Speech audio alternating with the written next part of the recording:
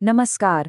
आज हम एक ऐसे विषय का विश्लेषण करने जा रहे हैं जो महज इतिहास का एक पन्ना नहीं है, बल्कि एक ऐसी सांस्कृतिक और आध्यात्मिक यात्रा है जो कई सदियों तक फैली हुई है।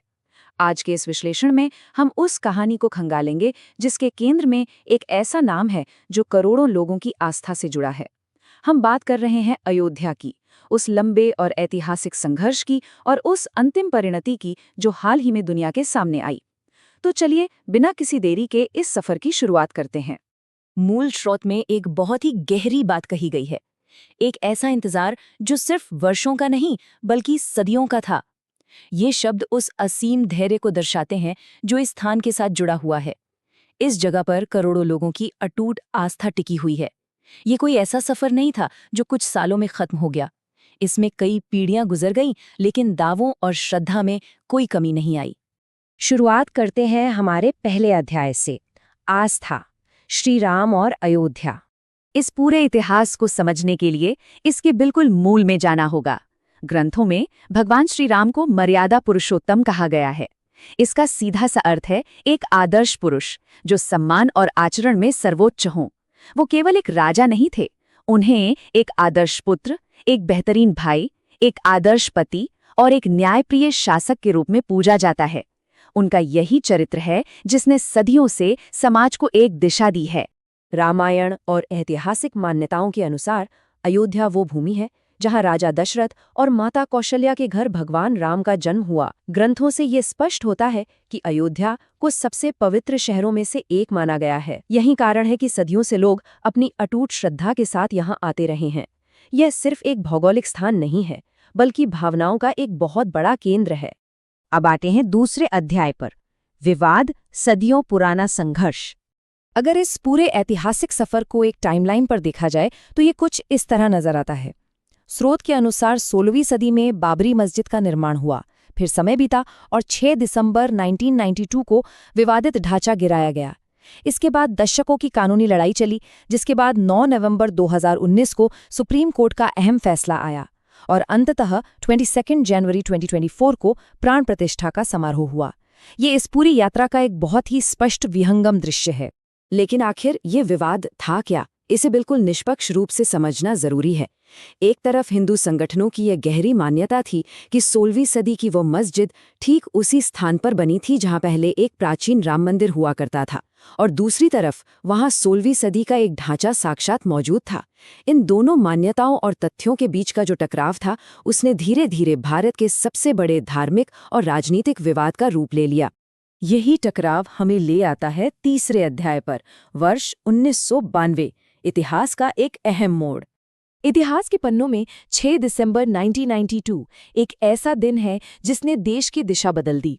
स्रोत में दर्ज है कि इसी दिन देश के अलग अलग हिस्सों से हजारों कार सेवक अयोध्या पहुंचे थे और उस बाबरी ढांचे को गिरा दिया गया। ये एक ऐसा क्षण था जिसे कभी भुलाया नहीं जा सकता और जिसने देश की तत्कालीन परिस्थितियों को पूरी तरह से पलटकर रख दिया। इस घटना का असर बहुत व्यापक और गंभीर था। सबसे पहले तो पूरे देश में एक भारी तनाव का माहौल बन गया। कई जगहों पर दंगे भड़क उठे और जान माल का भारी नुकसान हुआ। ये दौर बेहद चुनौतीपूर्ण था, लेकिन इसके बाद ये भौतिक संघर्ष सड़कों से उठकर अदालतों तक पहुंच गया। ये विवाद अब पूरी तरह से एक लंबी और जटिल कानूनी लड़ाई में बदल चुका था। और यहीं से शुरुआत होती है चौथे अध्याय की, कानून। अदालतों में बीते कई दशक। अदालतों में ये सुनवाई सालों साल चली। ये कोई साधारण जमीन का विवाद नहीं था। अदालतों को भारतीय पुरातत्व विभाग यानी ASI की विस्तृत रिपोर्टों का अध्ययन करना पड़ा। जाने माने इतिहासकारों के बीच जबरदस्त बहसें हुईं। दोनों ही पक्षों ने अपने अपने ऐतिहासिक सबूत, पुराने दस्तावेज और खुदाई के प्रमाण पेश किए।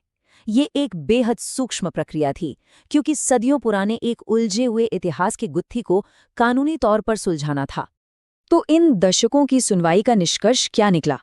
9 नवंबर 2019 को सुप्रीम कोर्ट ने अपना ऐतिहासिक फैसला सुनाया। इस फैसले ने दोनों पक्षों को संबोधित किया।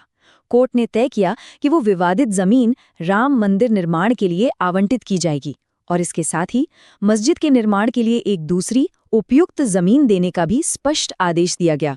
इस तरह इस जटिल विवाद का कानूनी समाधान निकाला गया। कानूनी समाधान के बाद बारी आती है 5वें अध्याय की, वास्तुकला, मंदिर का निर्माण। इस भव्य निर्माण का डिजाइन पूरी तरह से पारंपरिक भारतीय वास्तुकला पर आधारित है। स्रोत के अनुसार इसमें पत्थरों पर बहुत ही बारीक और जटिल नक्काशी की गई है और इसके विशाल स्तंभ इसकी भव्यता में 4 चांद लगाते हैं। लेकिन इसमें सबसे खास बात क्या है? वो ये है कि इसके निर्माण के लिए पूरे देश से लोगों ने दान दिया। इसी योगदान ने इसे महज पत्थरों की इमारत से ऊपर उठाकर सामूहिक आस्था का प्रतीक बना दिया। और अब हम पहुंचते हैं अंतिम अध्याय पर, 2024 प्राण प्रतिष्ठा। 22 जनवरी 2024 ये सिर्फ एक तारीख नहीं है, इतिहास में ये वो दिन बनकर दर्ज हो गया जिसका इंतजार न जाने कितने लंबे समय से हो रहा था। इसी दिन अयोध्या के नए राम मंदिर में बहुप्रतीक्षित प्राण प्रतिष्ठा समारोह का आयोजन किया गया।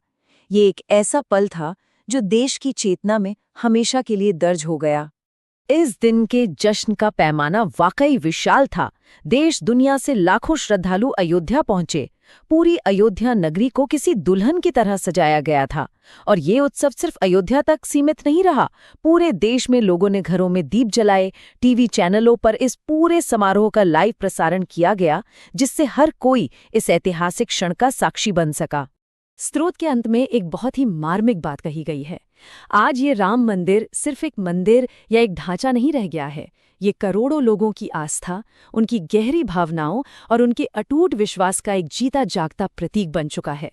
राम महज एक नाम नहीं, बल्कि भावनाओं का एक सैलाब है। इतने लंबे संघर्ष, दशकों की कानूनी लड़ाई और इस भव्य निर्माण के बाद सदियों का ये इतिहास अब वर्तमान बन चुका है। लेकिन इस विश्लेषण के अंत में एक बड़ा सवाल खड़ा होता है। आस्था और वास्तुकला का ये गहरा प्रतीक आने वाले भविष्य में हमारे सांस्कृतिक परिदृश्य को किस तरह से आकार देगा? इसके प्रभाव कितने गहरे और व्यापक होंगे? ये निश्चित रूप से सोचने का विषय है। इस विश्लेषण में साथ बने रहने के लिए बहुत बहुत धन्यवाद।